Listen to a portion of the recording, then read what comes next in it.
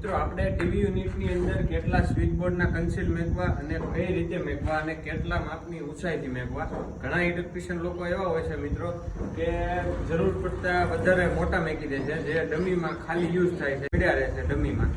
તો મિત્રો આપણે પહેલા તો જે ટીવી યુનિટની પાછળ જે આવે છે મિત્રો 2 મોડ્યુલરનું કન્સીલ, એટલે કે ટીવીનો જે પ્લગ પિન ચડાવવાની આવે એ આપણે એક મેકવાનું છે.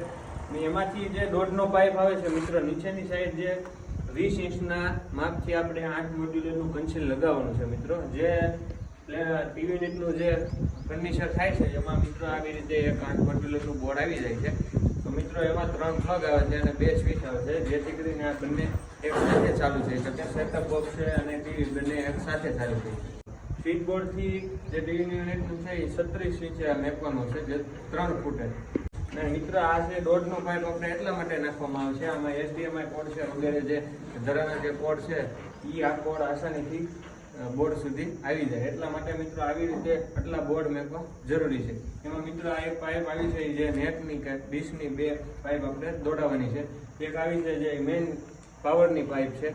તો મિત્રો આવી રીતે આપણે 2 પાઇપ સ્લેબમાં નાખવાની રહેશે, જે ડીવીની ડીશની અને એક છે નેટની અને એક છે મેન પાવરની, જે આપણે ટીવીમાં સ્વિચ બોર્ડમાં પાવર દેવા માટે. તો મિત્રો આવી રીતે આટલા સ્વિચ બોર્ડ મેકવાના કન્સીલ અને આટલા માપથી મેકવામાં આવે.